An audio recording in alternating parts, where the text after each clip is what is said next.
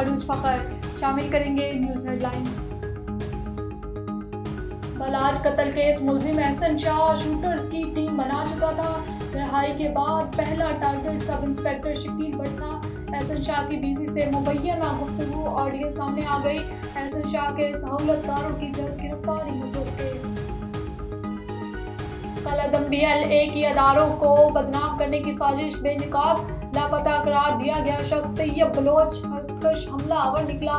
बेला FC camp पर हमला करने वाले तैयब बलोच को मिसिंग करार दिया गया। पहले भी कलअदम BLA लापता अफराद के नाम पर सियासत कर चुकी है।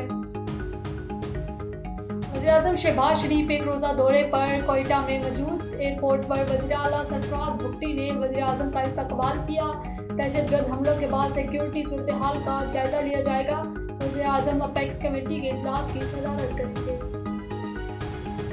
पाकिस्तान ने अफगानिस्तान सरजमीन से दहशतगर्दी का मामला कई बार उठाया।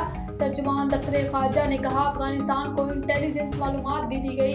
हुकूमत अपने शहरियों के तहफ़्फ़ुज़ के लिए पुरअज़म है।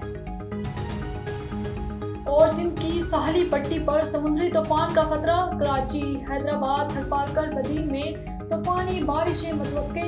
हैदराबाद में बारिश मरकजी शौराहें डूब गई। कट्ठा समेत मुतअद्दिद इलाके ज़ेर-ए-आब। सेहून में 50 बिहार डूब गए। न्यूज़ स्टूडियो से फिलवक्त इतना ही। मज़ीद खबरों और अपडेट्स के लिए देखते रहिए A1 TV। A1 TV, सब पे नजर, अंदर की खबर।